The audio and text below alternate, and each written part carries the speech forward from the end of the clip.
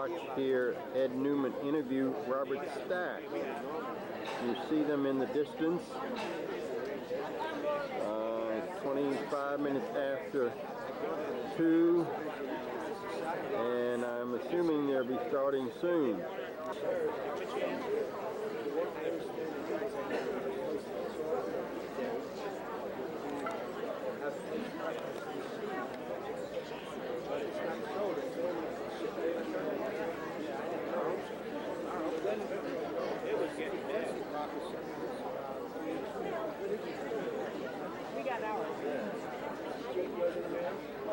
I'm very pleased to be able to present to you Mr. Edwin Newman interviewing Robert Stack.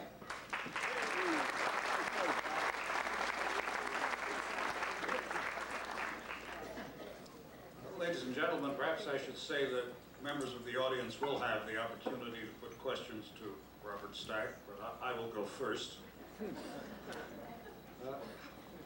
You have been associated with the program Unsolved Mysteries for how many years is it? They picked us up for our 7th.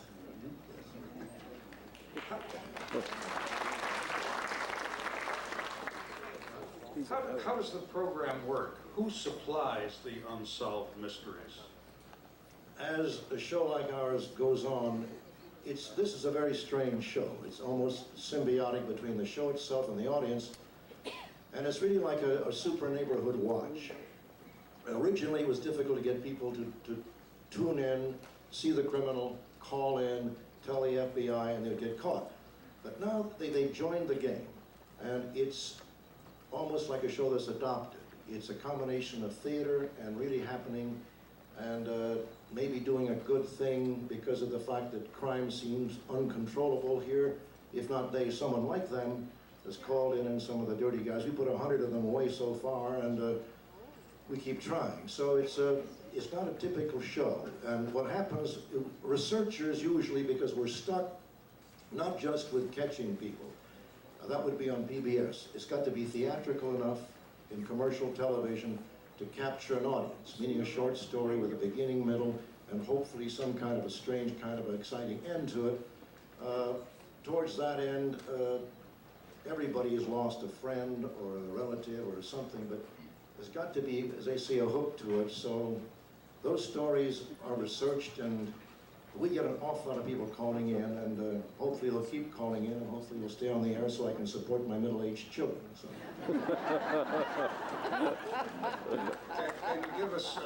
Can you give us an example or two of the sort of criminals who have been caught? You know, Edwin, it's less a matter of the show than the very saturation factor of the medium. For example, there was a man who had a young wife, and figured he'd make some money, took out a big insurance policy, and claimed she fell off a horse and hit a rock, and she was dead. And the parents suspicioned this. Now, he had one determining factor about him was the fact that he had what they call hammerhead thumbs. He had big thumbs. Now, it may seem like a small point, but later on you'll see it isn't. The family didn't believe it. They had her disinterred, they checked, sure enough they found there was a hypodermic needle mark on her arm, and she had been killed by being hit with a rock. Now, he's long gone and cashed in the insurance policy, and no one knows where he is. Now, out on Guam, one of the guys saw the show, and he called the FBI. He said, I know that guy, the guy with the fat thumbs. He's married to a Samoan girl in Lee. Now, if it hadn't have been for the fat thumbs and hadn't have been for television, this guy'd be king of Samoa right now, you know. But instead, he's in a clink for life. So, you know, it's a strange thing. And when you throw it out there to the millions of viewers, they catch a lot of people that wouldn't have been caught a few years ago. You mentioned the FBI. Is it entirely FBI, or there are local police departments that also nab some of these people? We have a telecenter, and when you've got a really high-profile case, when you've got somebody that is really wanted badly, now we don't get all the information because there has to be some sort of a combination of theater, yes. By the same token, if you give too much away, the criminal knows too much that the FBI knows, and therefore he may advantage from having done that. But when you see a really high-profile case and you see the FBI guys there watching every phone call that comes in, then you realize this is not just show business, this is for real. And people get killed and in the process of trying to capture some of them. Incidentally, just apropos of nothing, last week I was telling Mr. Newman that I gave medals of valor to many of the police and FBI, and 4 of the ones I gave to were the ones that were in Waco, and however you feel about that is really almost beyond the point. It's the fact that 4 law enforcement officers were killed, and so we're very pro-police, and as I mentioned yesterday, you have to watch your step in theater that you don't give sympathy to the bad guys. The first prerequisite, I said, if I will do the Elliot Ness show as long as the criminals are shown as criminals. And a thing like The Godfather is very dangerous because you have sympathy for the crumbs, and I'll do the best I can to make sure the sympathy goes to the police where it belongs. How could they direct you in how you spoke in English? You don't intellectualize, really. Now Lubitsch would exaggerate. He would make larger than life. But it's like Kazan with Brando, the group theater. Like a family. You know each other so well that you start a sentence and somebody can finish it for you. Kazan would say to Brando, duck. Now whatever that meant, nothing to me or anybody else, but to him it went back to a conditioning factor, and you knew exactly what he meant. Lubitsch would make larger than life. He would say, Bubby, Titus. He would exaggerate, and I would say, yes, yes. Not to copy him literally, but what you are doing is you are directing visually. It's not an intellectual medium. You don't use your brains that much to be an actor, otherwise I wouldn't be one. But you get the good ones, and it's, again, you can feel the hair stand up in the back of your head when a really good director, and you and he come together with a scene that lives, and it's like Clark Gable said, when it's right, it's like getting paid for having a good time. When it's wrong, it's like digging your own grave. Do actors now, film actors especially, get the same training that they did when you began? I had none, as you know. I walked onto a set like a real dumbbell. But you had gone to a drama school. Yeah, drama school, yes, and no, there were stars then. There were people, the stars were what they were. You asked me about John Wayne. Wayne had to learn how to be an actor, but he had a face that on screen didn't much matter what he said. Then you got the Cary Grants, the ones that worked in vaudeville practically, with body language and style. But the big difference then was that they were stars. They would walk into a room. If Gable walked into a room, people's head would snap right around. Gary Cooper, another one. Now, your good actors of today, even the older ones like Paul Newman, are just like you and me and sit here, all of a sudden they say, roll them, a switch goes on, the eyes turn blue, and they are absolutely wonderful. So the stars were pretty much what they were. Gable was a rough, tough guy. Wayne was exactly what he was. The dichotomy was Gary Cooper. He looked like a yup and nope. But he was not. He was, I hear, a great lover, according to Clairbeau, and he was the son of a district court judge. He met a lady called the Contessa de Frasso when he was a young actor. And she taught him all about many of the factors of life he never would have known as a cowboy. And he knew the right wines, and I asked him once, I said, hey, the ducks are flying, Coop. I said, let's go up there and shoot some ducks or do some duck hunting. He said, well, Stacco, he says, I'm going to the south of France and do some young girl hunting. That's what he said. If I may interrupt with a story, you mentioned Paul Newman and Marlon Brando. I said to Paul Newman one day that I was often referred to as Paul Newman, and he said, well, that's nothing. For 7 years, I was known as Marlon Brando.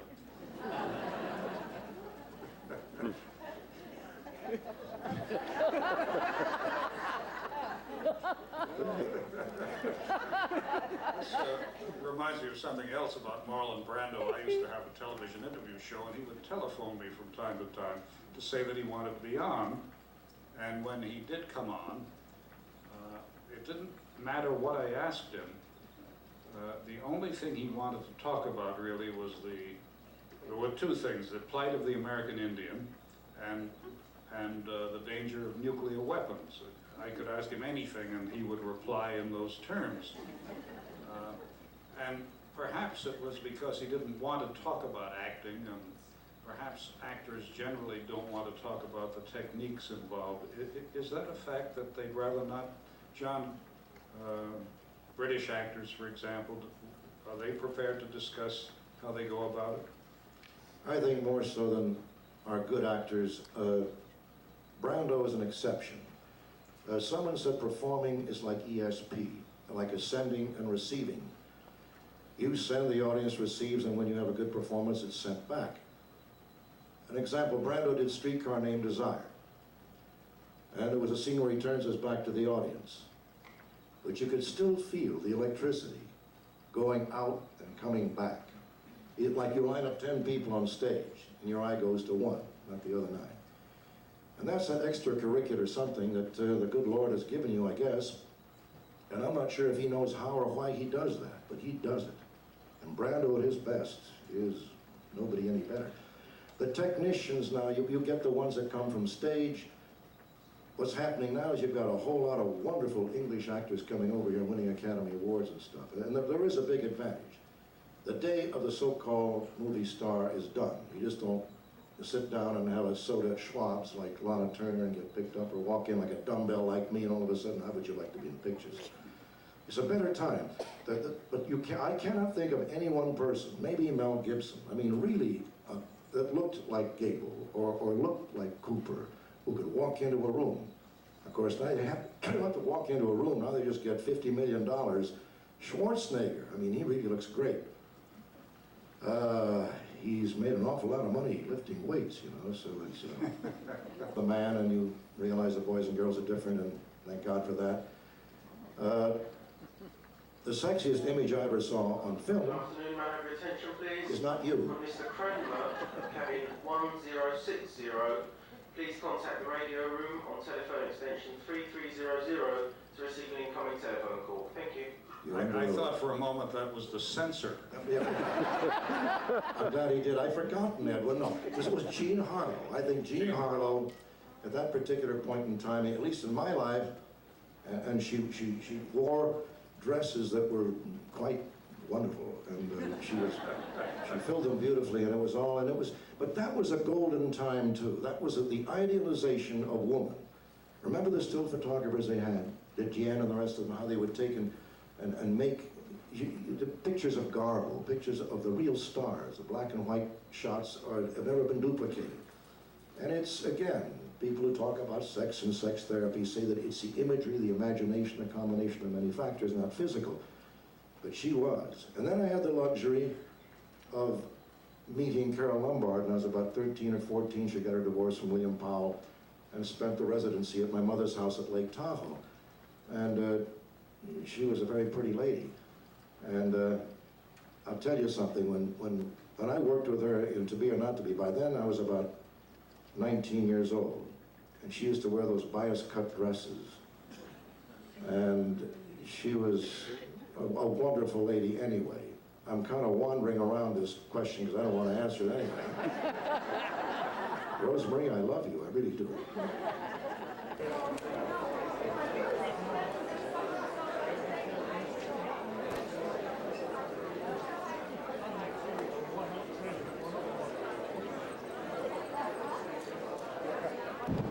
June the 3rd, 1994. We are now in the English Channel.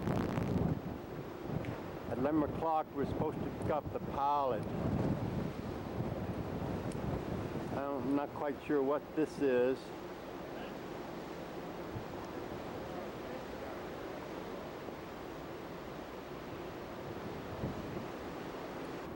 I'm still on the boat deck. I'm focusing on the rail and this channel, and I'll keep it here for a few minutes so you can see the gentle roll of the QE2.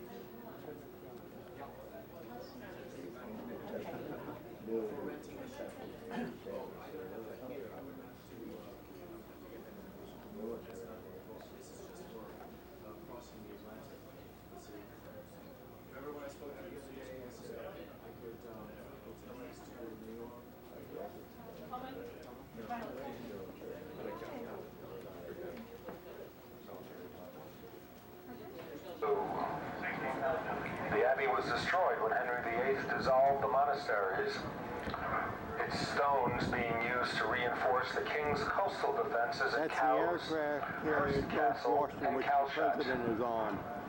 But it remains a beautiful place, for the estate is a masterpiece of conservation and restoration. Abbey, where the display of monastic life are open to the public daily. On the same site is the National Motor Museum, a modernistic building of glass and angular brickwork housing more than 200 historic vehicles.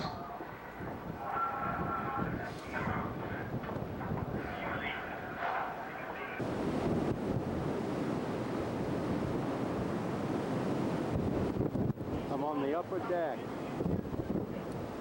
English Channel. About 3:35. Just moved the clock up 2 hours due to dock in Southampton in about 50 minutes. See what they have?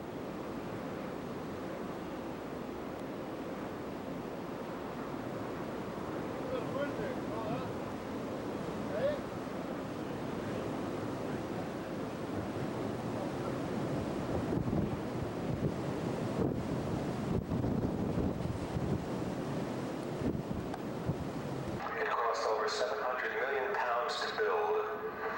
In an average day, 7.5 million gallons of crude oil are processed. The storage tanks contain a total of 550 million gallons of crude oil. The oil refinery jetty in the foreground is designed to accommodate some of the largest tankers in the world. One of which you can see is tied up there now. The ships to the shore. Next to the refinery on the port side of the ship is the electricity generating power station built for the electricity generating board. It uses oil from the refinery at a rate of 45,000 tons per week. The main building housing the generators is partly below ground and is large enough to accommodate 2 ships the size of QE2 side by side at the same time.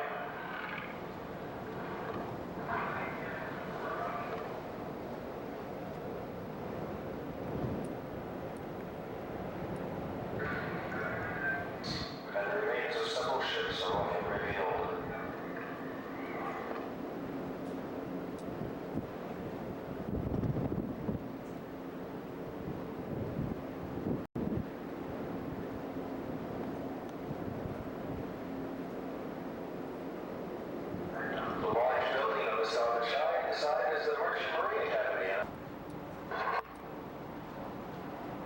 Again, this is the Foley Oil Refinery.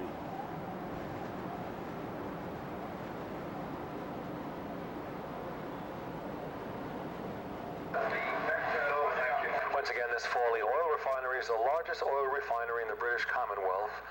The major part of this has been built since 1949. Once again, the cost of this Foley Oil Refinery, over 700 million pounds to build.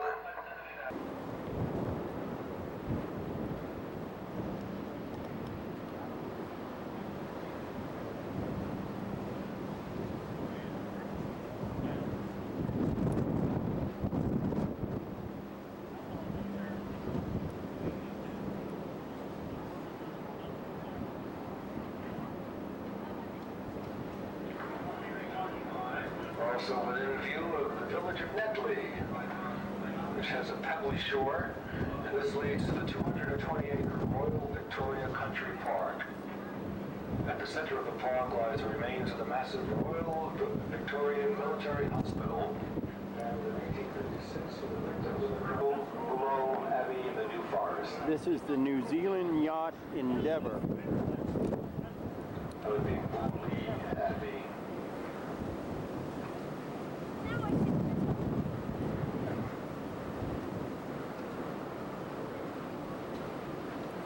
I've come over on the starboard side. As you can see, the view is definitely better.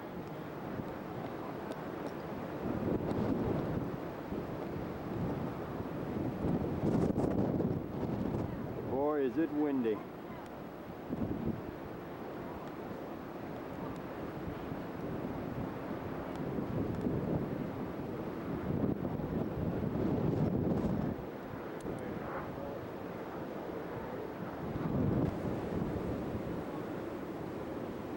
of the power launches.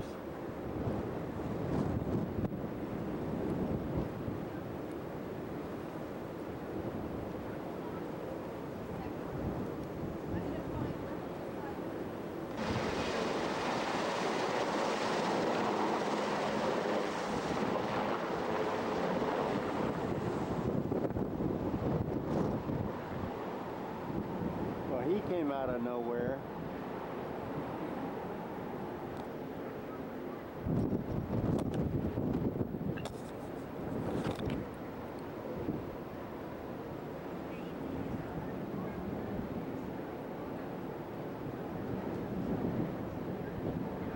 Southampton. The museum contains one of the last Spitfires built, and a Supermarine S-6 seaplane from which the fighter was developed. In 1952, the University College of Highfield became, by royal charter, the University of Southampton. The campus houses the Newfield Theatre with seating for 500 people and now functions as the only repertoire theatre in Southampton. And wish you a safe onward journey if you are leaving us today. This has been Steve Zinner and Rudy Franklin speaking to you from the bridge. Thank you for listening and have a very good afternoon.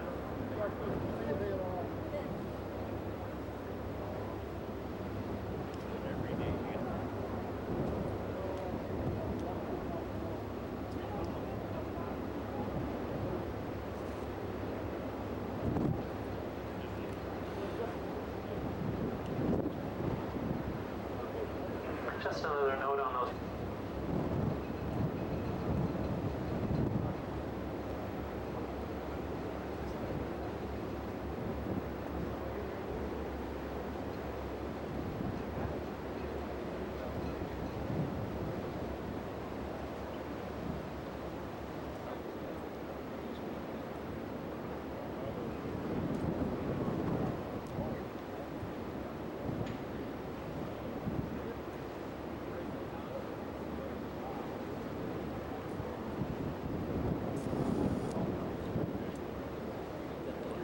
Well, 41 years ago,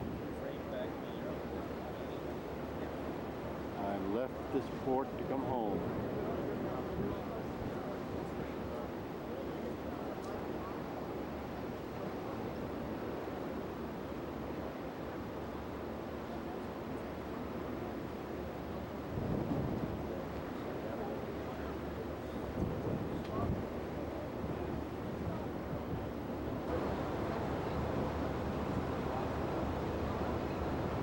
Harbor master.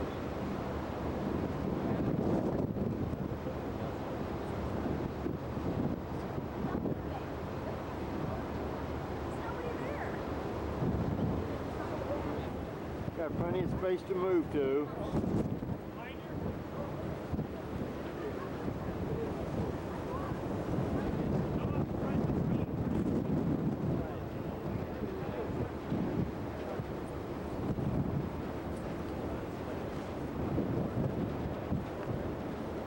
The other side of the ship,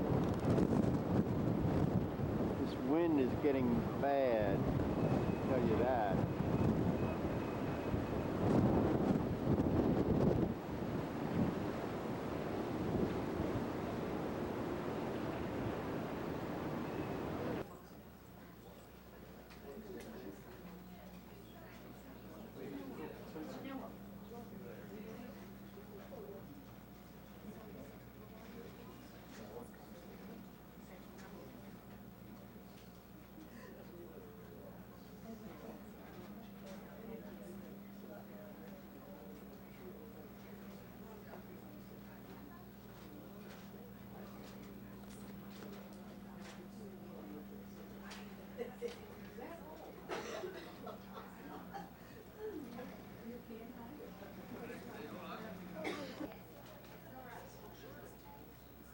You can see above the pier people watching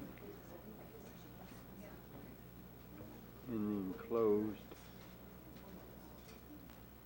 shelters.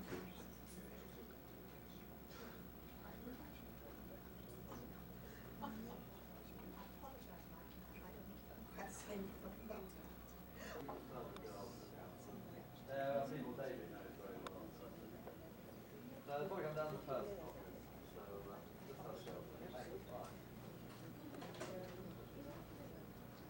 Yes, when they said that, some of that produced that he was in, he talked to the shop. He said that some of the parents did not know. They checked, trying to find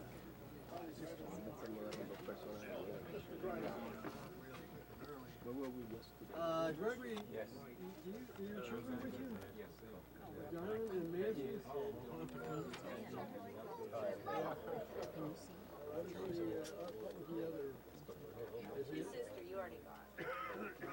We are on the bus to Cambridge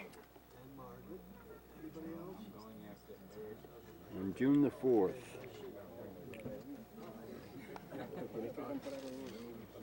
Right now in Southampton Pier. No more than 15 away. No more than 15 away. Mr. Javon is here.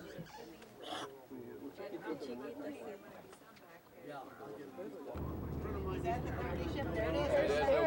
There it is. Jeremiah O'Brien. Hey, O'Brien. One of See them your did. name on it anywhere. No. The other one didn't. They don't look like they're going anywhere with those airplanes. Right. Yes, that's right. Wow. What's the name of that boat? I don't see it.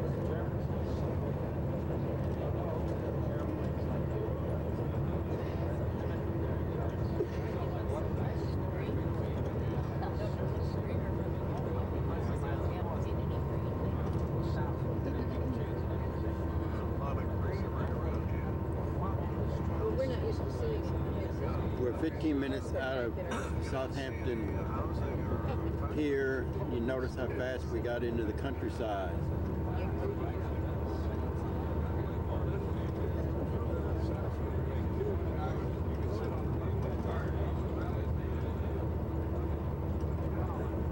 Well, I know now you're seeing nothing but trees, but I would hope that soon it'll open up.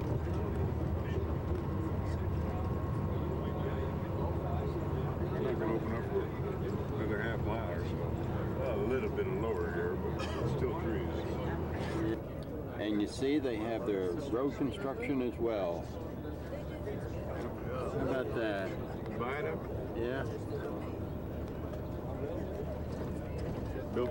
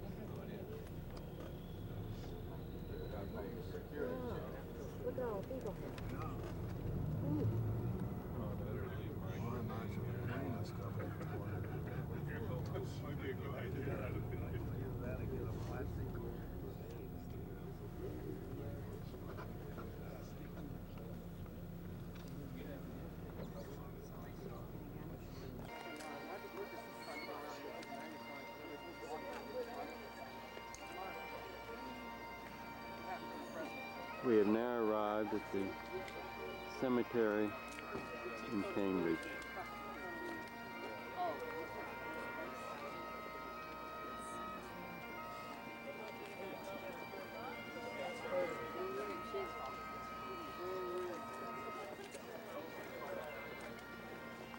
Apparently the president, everyone is supposed to speak at 10, we hope.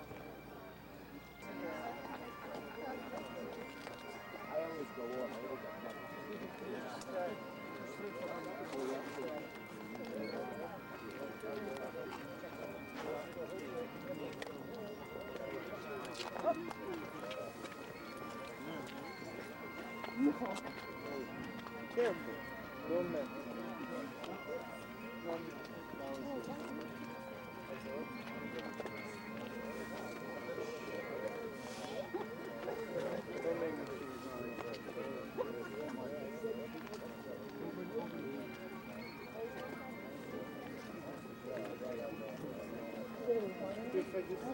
Oh, you do? I don't know. But it's gonna, it looks like it's gonna. That's really just so cold. We walked into town where it was so cold and rainy.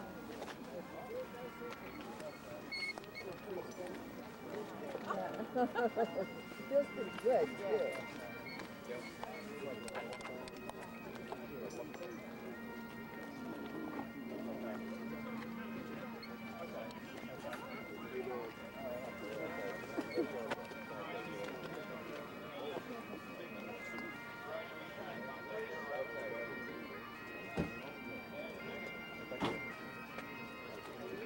Morning, I have my passport and thing under a little strap under my neck. There? Yeah. Just show it to me? Yeah, sure can. Good morning. Okay.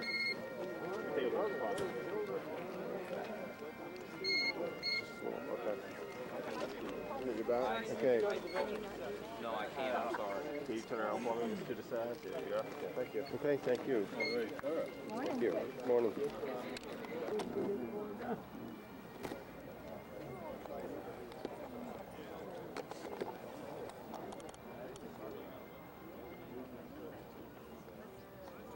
Bill.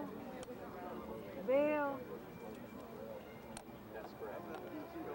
And I haven't seen Okay. the stand, but there'll be a little stand. I'll do it.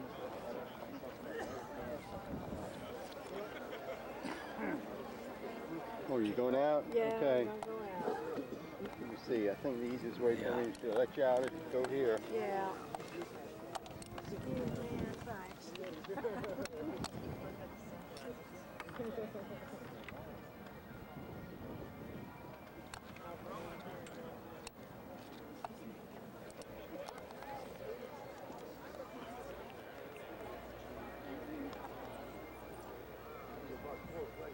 I had to let a lady out, so therefore I forgot to cut the camera off.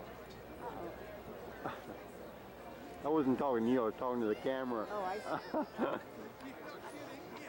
And the person who's going to edit this so he won't think I was crazy. It won't be me, so I guess I'll think you're crazy. They'll think you're crazy.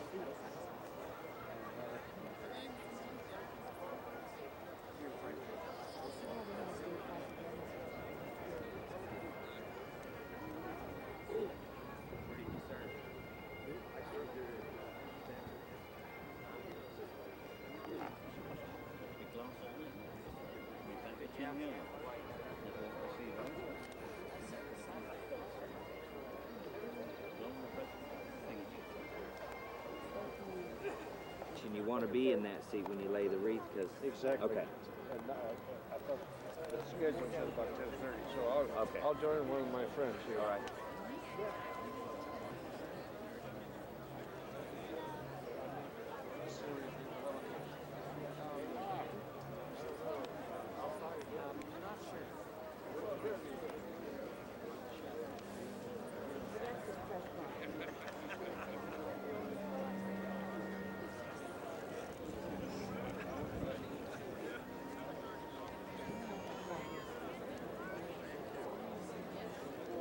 Oh, El Sol.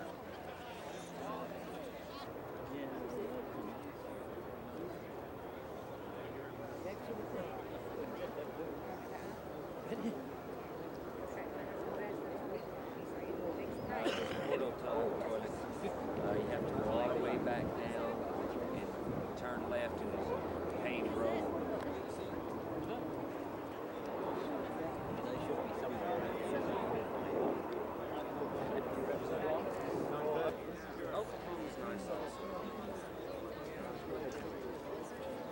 You ought to try. It's a real nice place to visit. Thank you.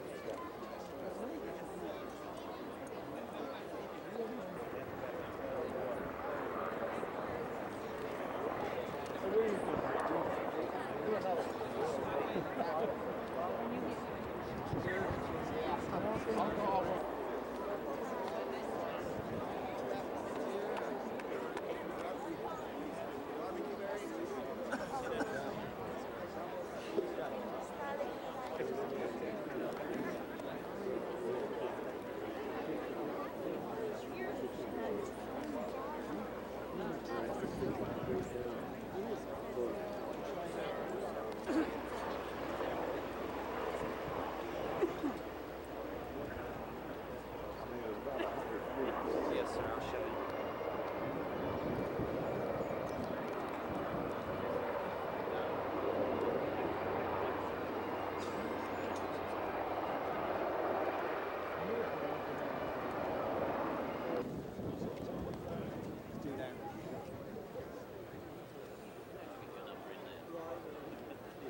I stuck it in, that's the IC. You gave it to him. Yeah. They helped me with my job when I changed with tons of money in my own tea shop. Where do you come in the sketch? Green Bay, the home of the Green Bay Packers. All right. What was it Vince Lombardi said? Women, remember what Vince Lombardi tell me where you were?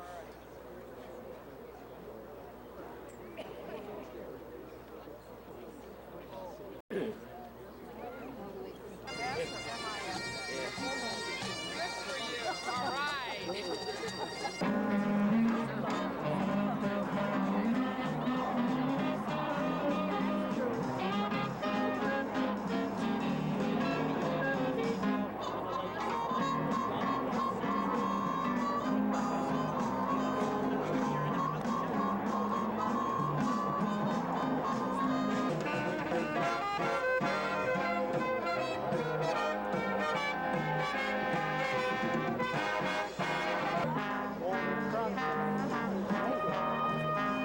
Yeah, he's on our ship too.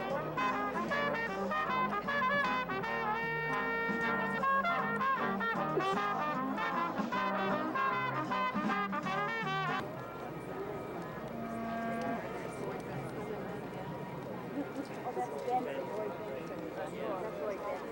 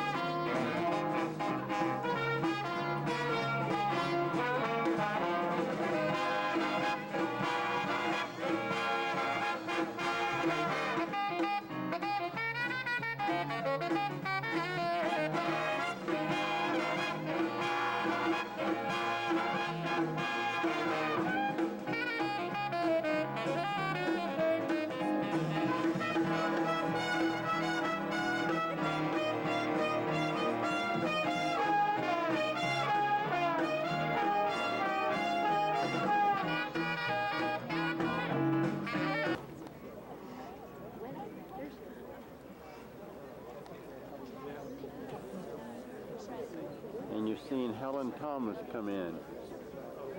This is the press conference, press corps.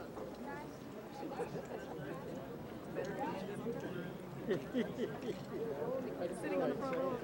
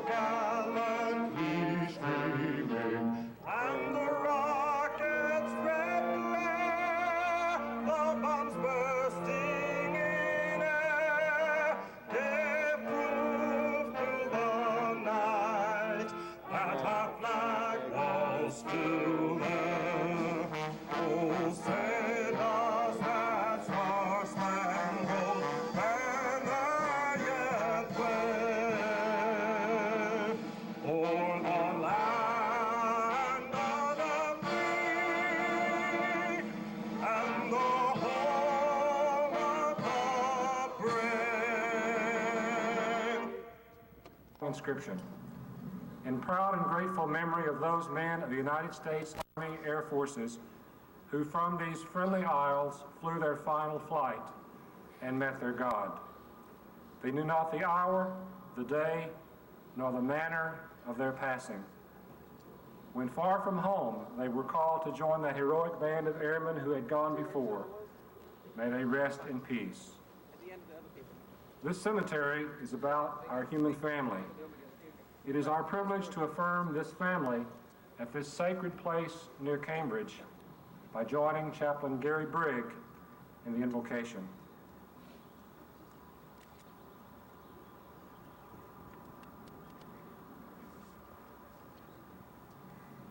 Let us all pray. O God of the universe, Honorable John Major.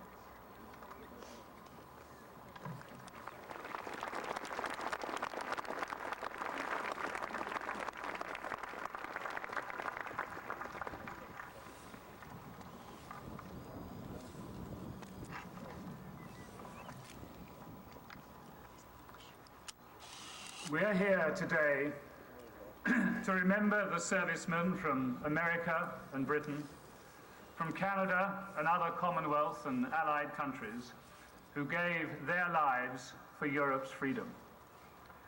As Winston Churchill reached the end of his own long life, our comradeship and brotherhood in war were unexampled. We stood together, and because of that fact, the free world stands. Brotherhood was a word Churchill often used for friendship between the English-speaking peoples. On the very eve of D-Day, he wrote to President Roosevelt of an absolute brotherhood between the forces. That spirit has served our countries valiantly over the intervening 50 years, in war and in peace. It is rooted in trust, and to quote Churchill again, in common conceptions of what is right and decent, a marked regard for fair play, especially to the weak and poor, a stern sentiment of impartial justice, and above all, the love of personal freedom.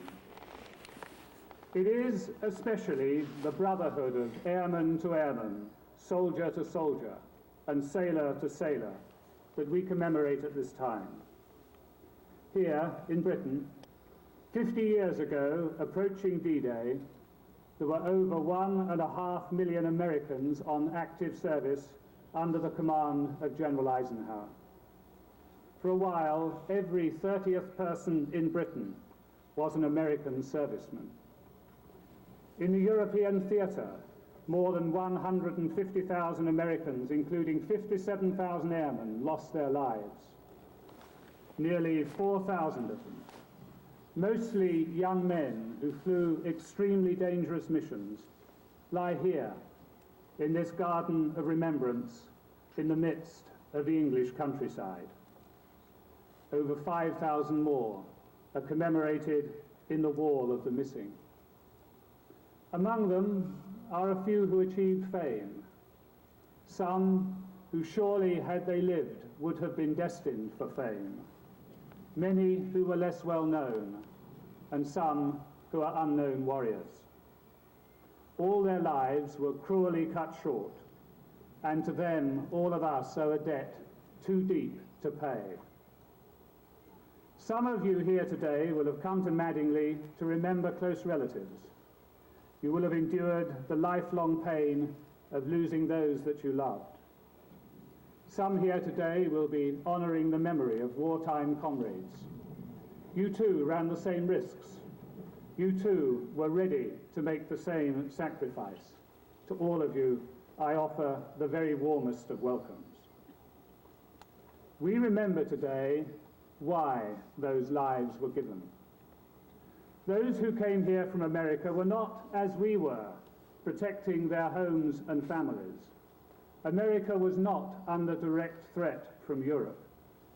They didn't come here for national glory, not for profit, not for material gain. They came, many of you here today came, above all to defend the values which Britons and Americans hold sacred, to defend freedom and democracy, justice and human rights, to help liberate the people of Europe from tyranny, and to seek to build a better world thereafter. President Franklin Roosevelt wrote out for Churchill some lines from Longfellow which summed this up. Humanity, with all its fears, with all its hopes of future years, is hanging breathless on thy fate. Throughout the joint efforts of all the Allies, the fate of Western Europe was resolved for the better in 1944 and 1945. But that mission didn't end in 1945. We have continued since to work together for our common values in the United Nations and in the Atlantic Alliance. We have had to make further sacrifices, some very recently. In the Gulf War, for example, among those buried here is an American serviceman from that combined action. Or in United Nations peacekeeping operations in many parts of the world. And the courage and the selflessness which you and all of your wartime comrades showed half a century ago are still vital in today's troubled world. Mr. President, there could be no more fitting time, or I believe place, or company for your first official visit to the United Kingdom. On behalf of all my fellow citizens, I would like to thank you and your fellow Americans for your friendship and your unstinting support throughout the last 50 years and more. Whenever the going has been hardest, Britons and Americans have stood together in unity of belief. The peoples of Europe owe their freedom and their peace to those we honour this weekend, both the living and the fallen. Here, today, that this tranquil memorial and 1,000 more generations to come will give thanks for all that they did to give us this peaceful today.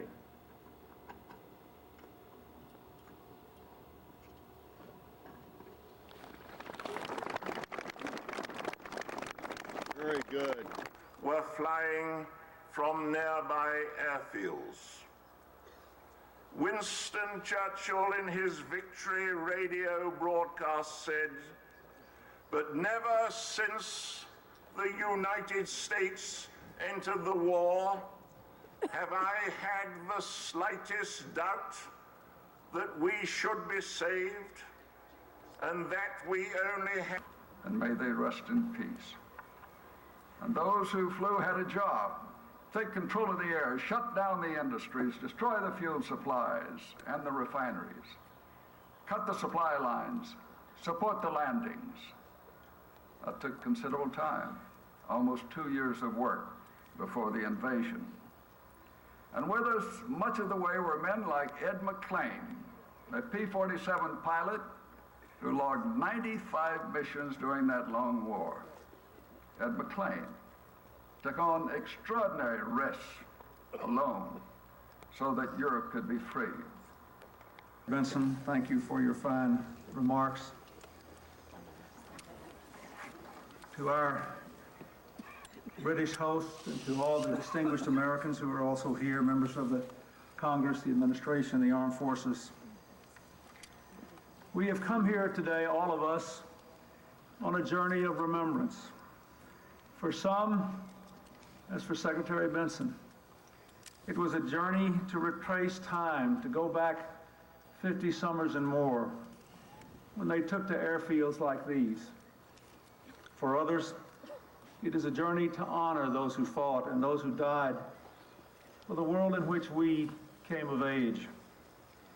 In this moment, all of us are joined in a sense of pride and a sense of indebtedness, a sense of wonder and a sense of determination to carry on that work and never to forget.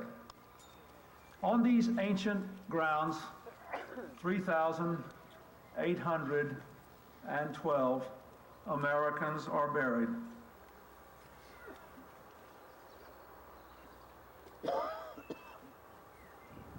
Wreath bearers present the decorations.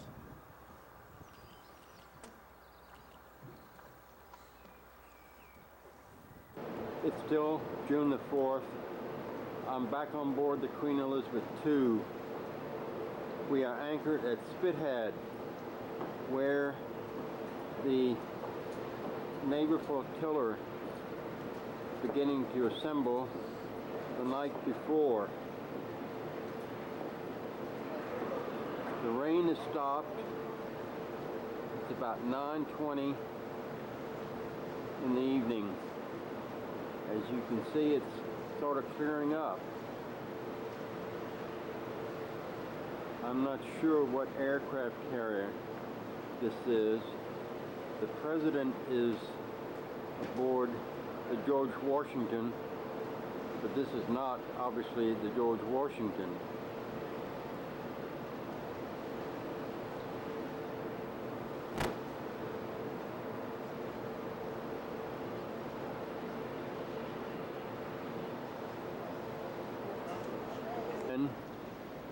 We are anchored at Spithead. And the ships, some of them are beginning to assemble for tomorrow. I'm going to try to get a hold of the formation order.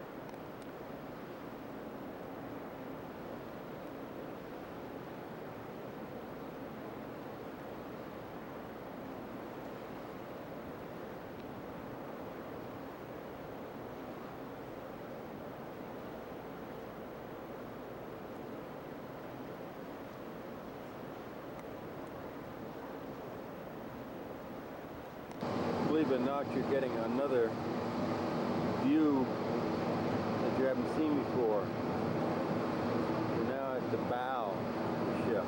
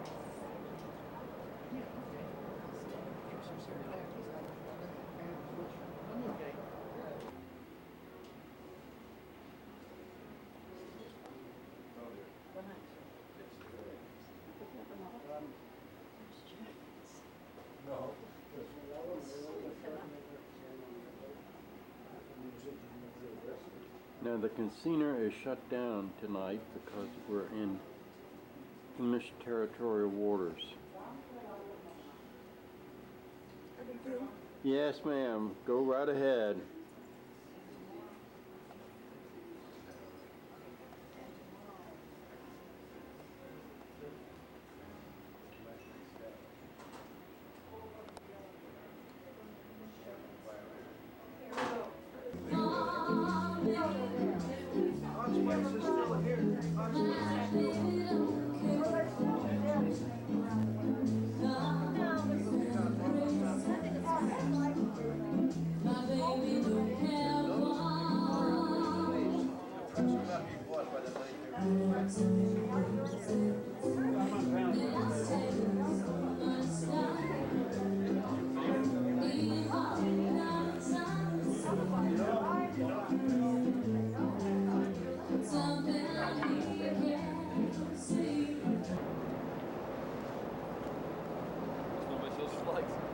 Sunday, June the 5th. That's the helicopter aircraft carrier Guam.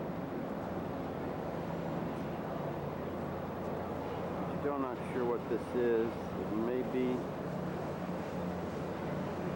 still the George Washington. I'm shooting into the sun, but I have no choice.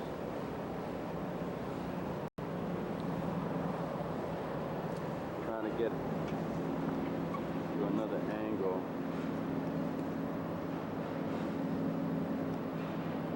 This is the passenger liner Canberra.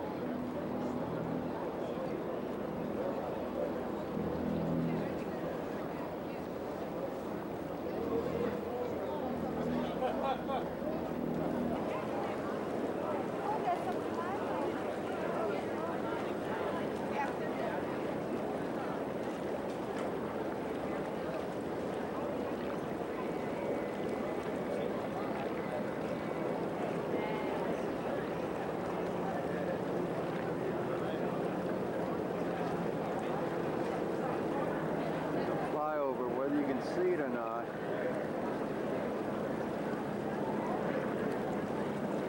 Of vintage planes.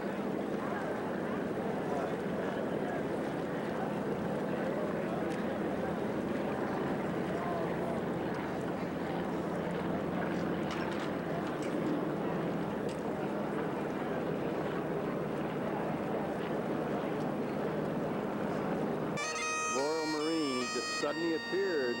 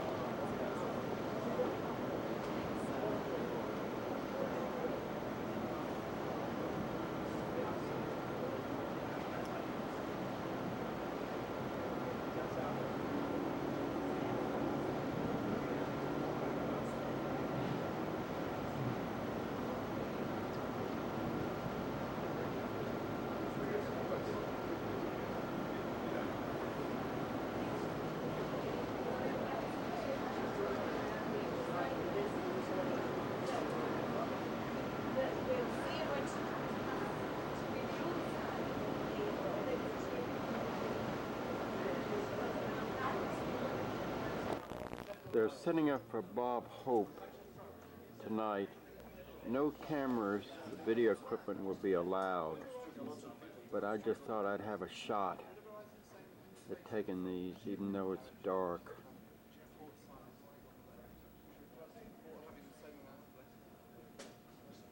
The orchestra is getting ready to practice.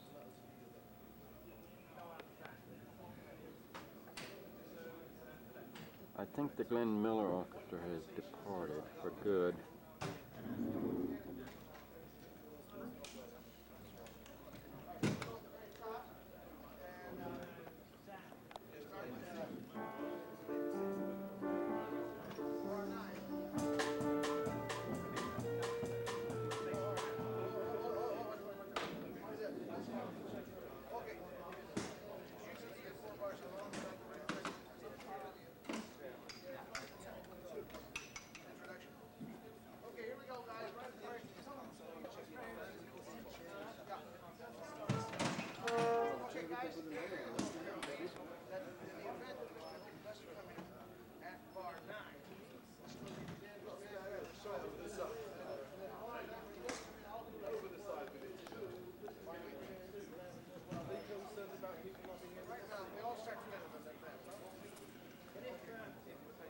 It's okay. I don't want to spoil your shot. No.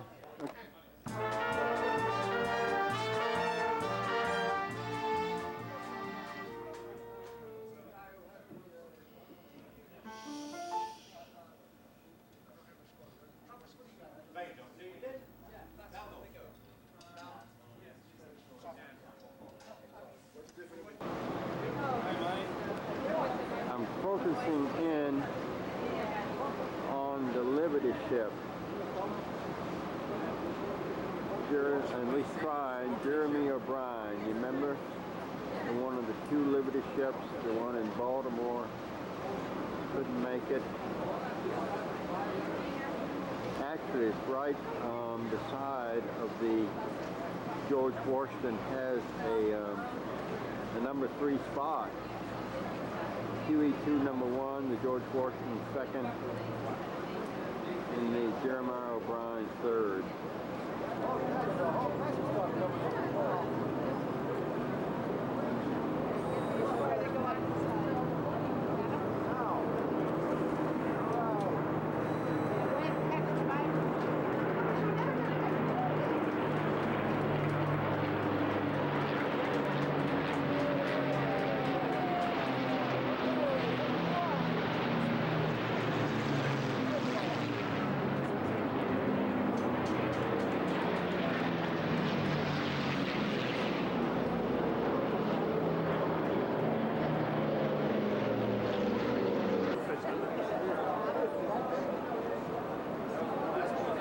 I think this is a swordfish, one the English people are saying.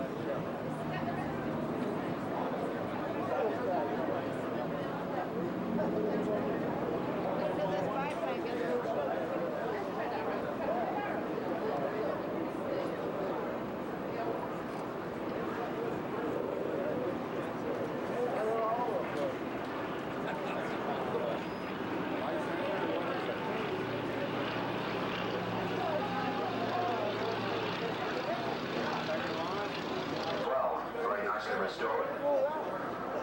And bringing up the rear, an old biplane from Yeovil.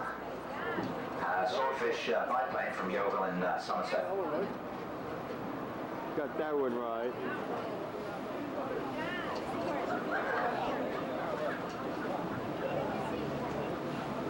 I think you missed it. He called the B-17 a B-29. The announcer, that is. Ship, and at that time we will cheer ship. We hope you'll join us in that.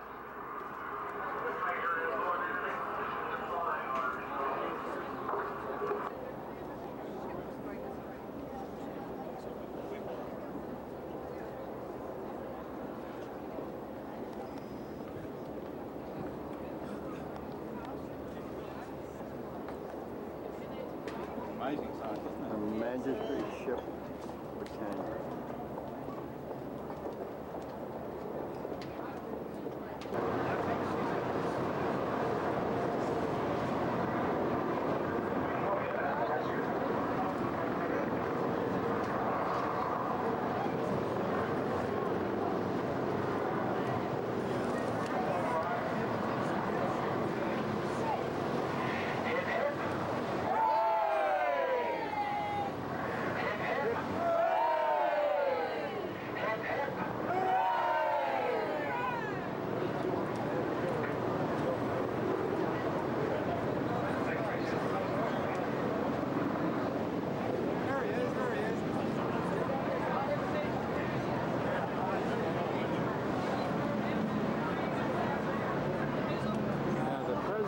somewhere in that crowd And there. those of you with binoculars may be able to pick out Her Majesty Queen Elizabeth II, President Clinton, President of the United States of America, the Premier of Canada, and also the Prime Minister of Poland, Lech Walesa, is also on board Royal Yacht Britannia.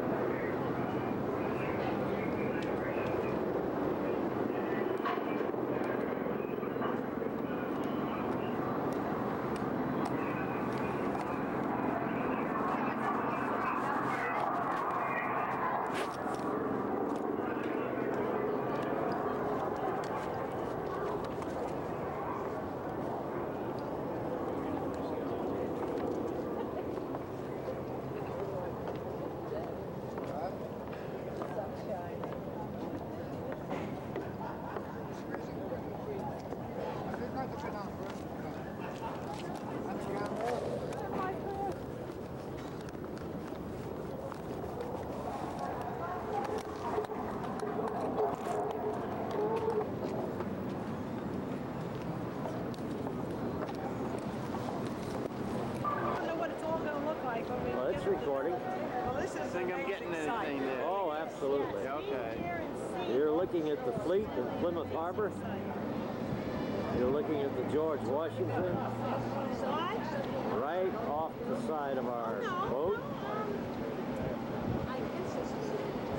Just fine. You got a good seat. What do you think of the flotilla review? Did you get to see the Queen? Yeah, I sure did. I had my binoculars on her.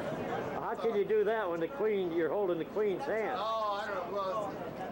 Well, this is Queen 3. Oh, Queen 3. QE3. That was for the British too. That's for another gentleman. Are you hot? It's D-Day. Have disembarked at QE2 at Cherbourg, and we've loaded the buses. Why would they want it? Why would they want it in this kind of weather? Yeah, well, that's true. Why would they? I'll keep it dry, I suppose. I know one thing, we got tourists in here, you know.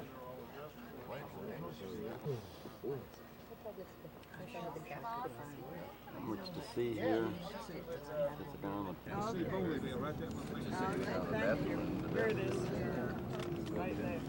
Definitely downstairs. Right where the finger's at. Okay, take your finger away so I can see it. Well, you can see. Not yet.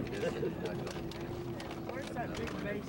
Oh, this is where we stay. I know, that's exactly it. It sure is. And then the base was on the other side. Yeah, somewhere. I'm not quite sure. Well, let's see if I can find your finger again. Yeah, would you? Just a light one? It's not my map. It's Edward's map. That's a pretty little box there. Well, we never seem to be too far away from. There's the hill.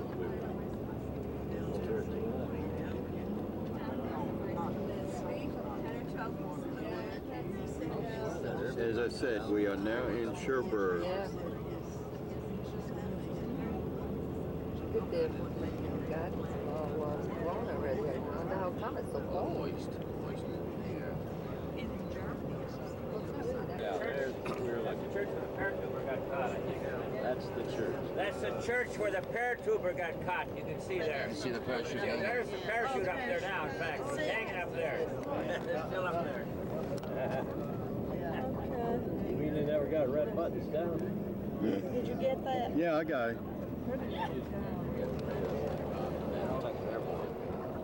That's just too bad. A lot of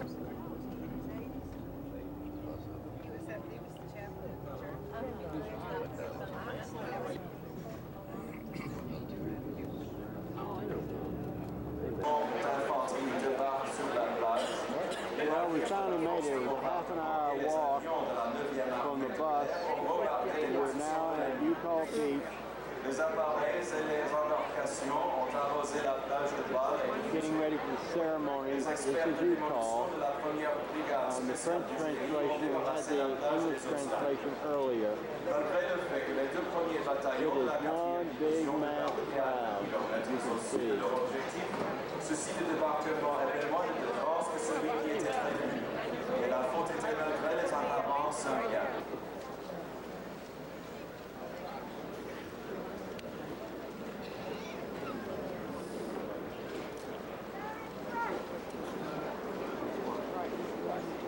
Here come the cones. Yeah, that's what he says.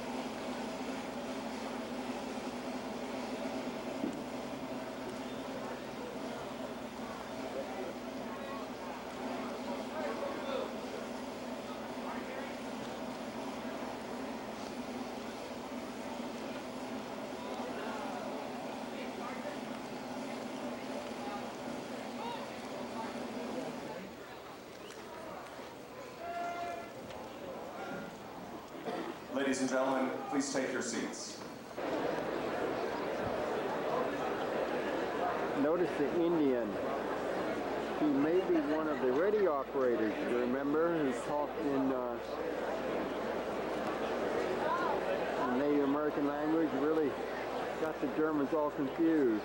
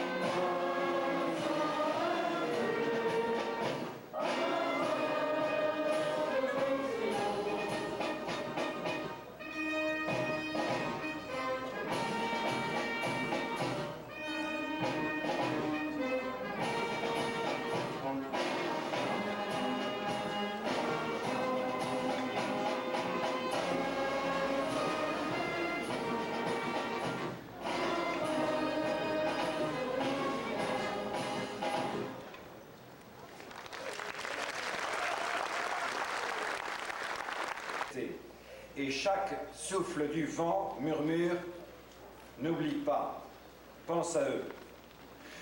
Je viens en ce matin offrir la prière des vivants pour les vivants, le merci que nous devons à tous les blessés, à tous les meurtris, à toutes les familles, à toutes les nations, à tous les anciens, à qui nous devons notre liberté. Je viens en ce matin offrir la prière de ma génération, son immense interrogation. Comment, tant de siècles après le Christ, des civilisations marquées par le Golgotha ont-elles été capables de semer tant de croix sur les plages? Comment, après tant de progrès de la raison humaine, la bête... National Monument. In addition, wreaths will be laid by veterans representatives from the 90th Infantry Division, the 1st Engineer Special Brigade, and the 4th Infantry Division at their respective memorials. The veterans today are Monsieur Pierre Robin, President of the Association of the Free French Forces, Mr. Armand Galli, representing the 4th Infantry Division, Could have been on the other side.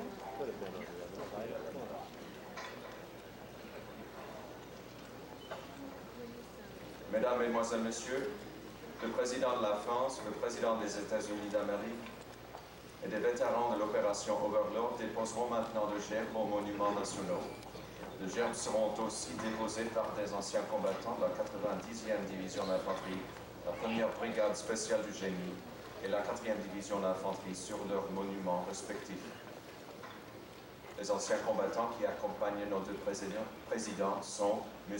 Pierre Robin, président de l'Association des forces françaises libres, et M. Armand Galli, dont l'unité pendant la Deuxième Guerre mondiale était la 4e division.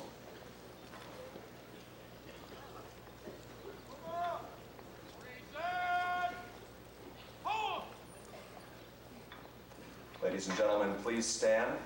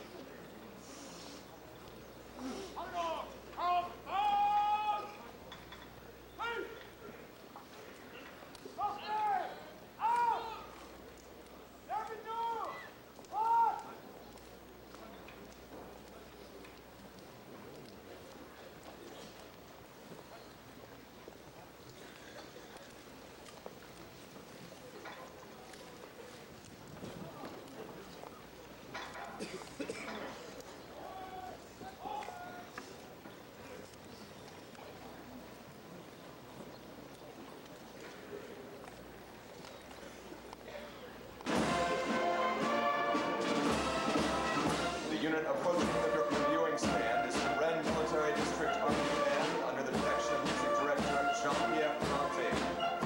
La première unité est la musique régionale de la circonscription militaire de défense de Rennes.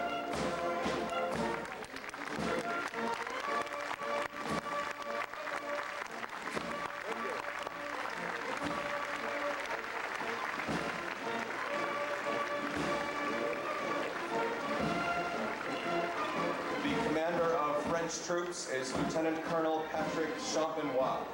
The commander of American troops is Colonel Steve Cook.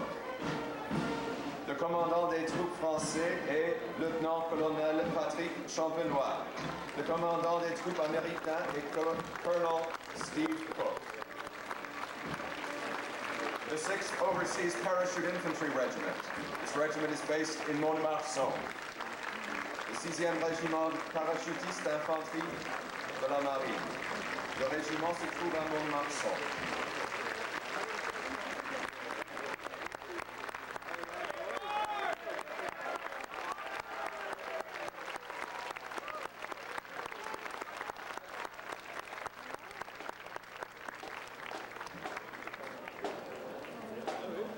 The 101st Airborne Infantry Division Band.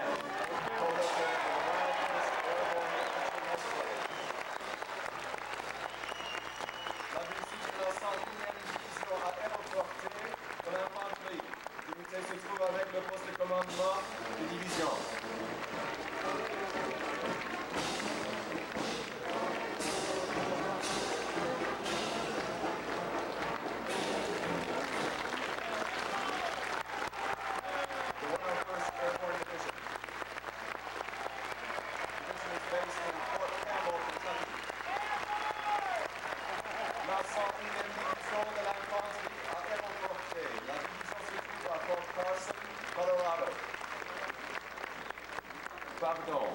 Fort Campbell, Kentucky. 1000 fois pardon.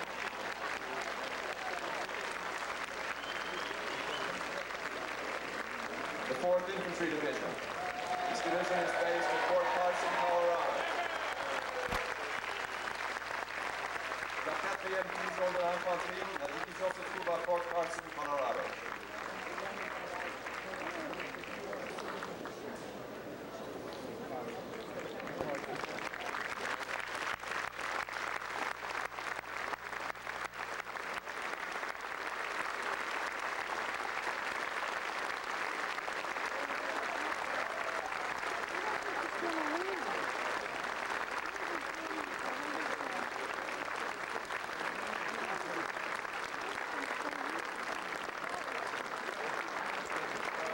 The sergeant was laying down the law. They stood there at attention, their faces turning red. The sergeant looked them over, and this is what he said. This is the Army, Mr. Joe. No round or telephone, what's been bed before, but you won't get there.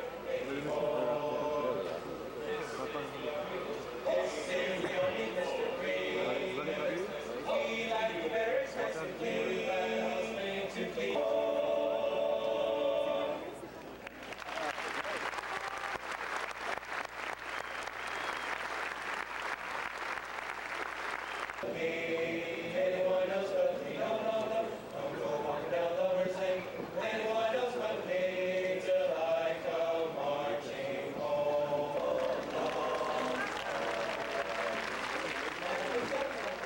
This can't remain away. It's been a long, long time. You'll never know how many dreams I dreamed about you. Just how empty they all seem without you. So kiss me once and kiss me twice and kiss me once again. It's been a long, long time. I never cared much for moving skies. I never went back and fireflies. The stars are in your eyes. I'm beginning to see the light.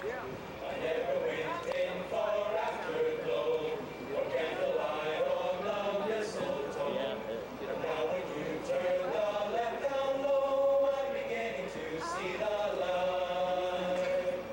Used to ramble through the park, shadow boxing in the dark.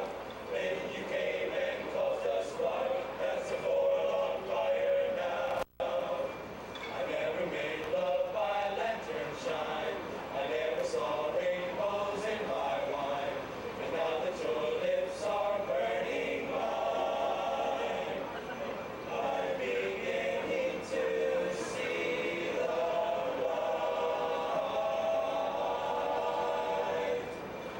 So dream when you're feeling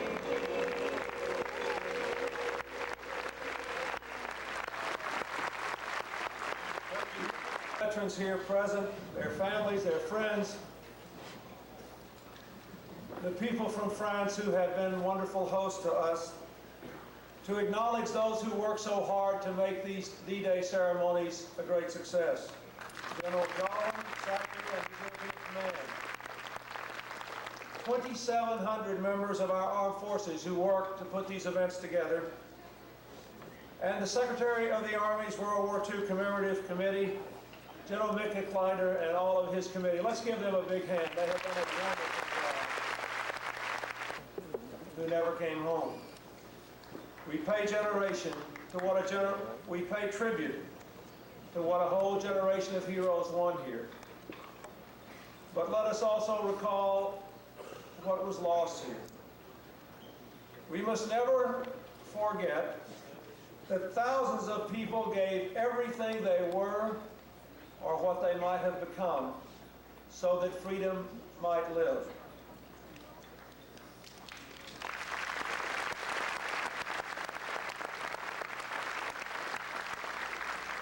The The loss along this coastline numbs us still. In one U.S. company alone, 197 of 205 men were slaughtered in just 10 minutes. Hundreds of young men died before they could struggle 20 feet into the red-tinged tide. Thousands upon thousands of American, Canadian, and British troops were killed or wounded on one brutal day. But in the face of that mayhem emerged a confident clarity, born of relentless training and the guiding light of a just cause.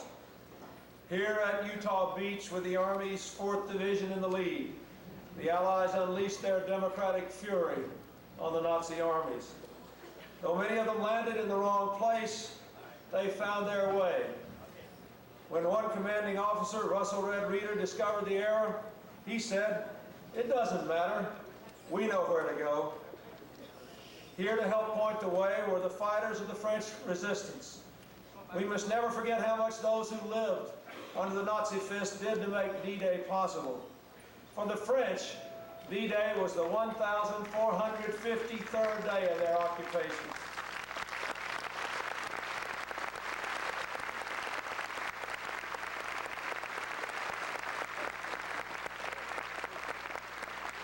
Throughout all those terrible days, people along this coast kept faith.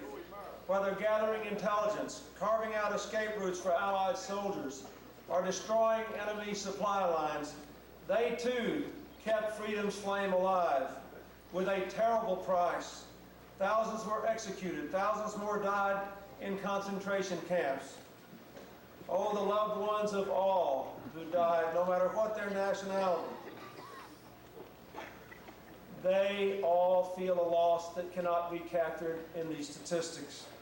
Only one number matters: the husband who could never be replaced, the best friend who never came home, the father who never played with his child again. One of those fathers who died on D-Day had written a letter home to his wife and their daughter barely a month before the invasion. He said, "I sincerely pray that if you fail to hear from me for a while, you will recall the words of the gospel.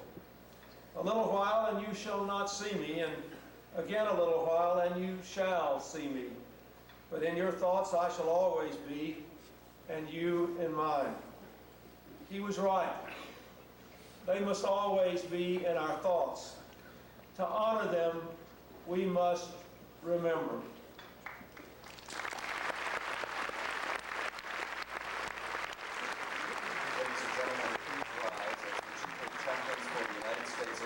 Major General Donald Harlan delivers the benediction.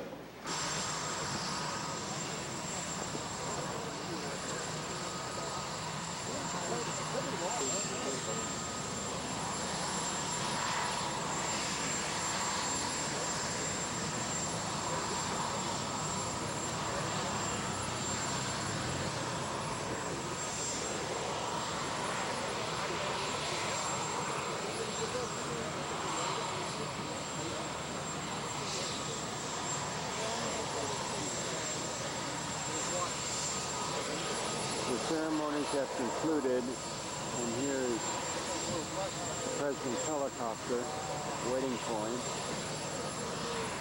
Very impressive ceremony.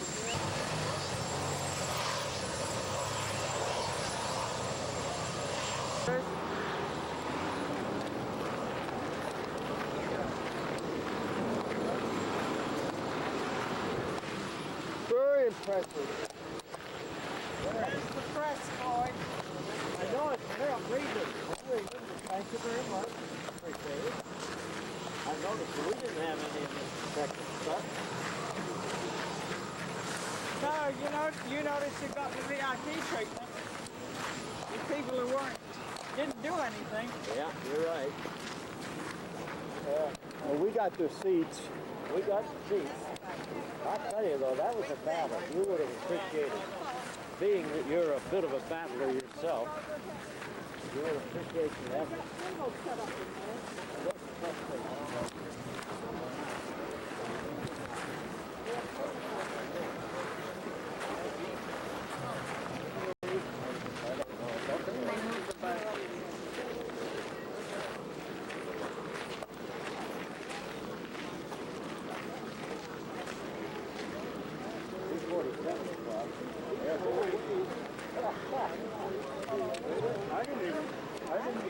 was.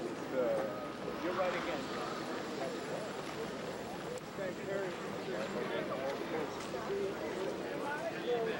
Oh. Coffee and donuts. Oh boy.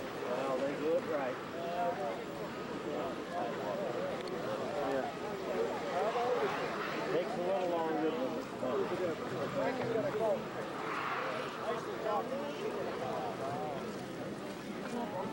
No, he was a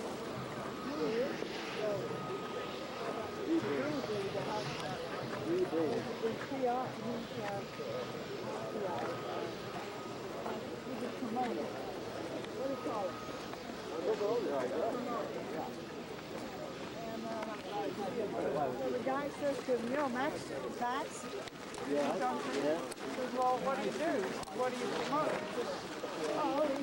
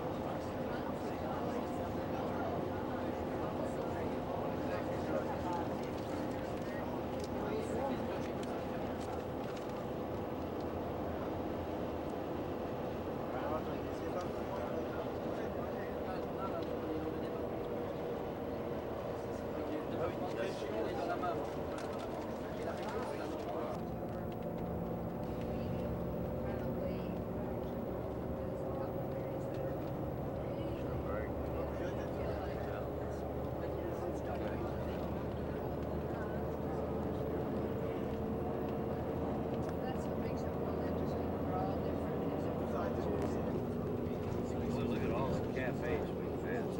Yeah. You think the shit shops would be open? To be honest. But everything's probably closed. Everybody out these times. Open up to see. You should notice all these hedgerows. It's what the Germans used for defensive purposes. Even tanks couldn't get through them in some instances.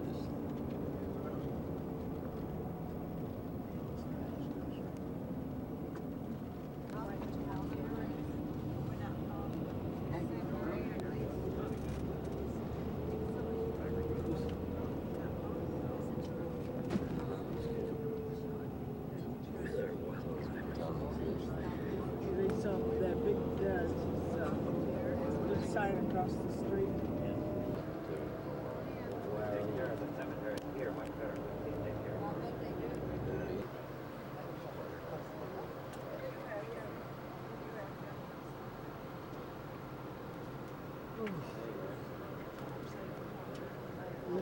The entrance to Corville Cemetery.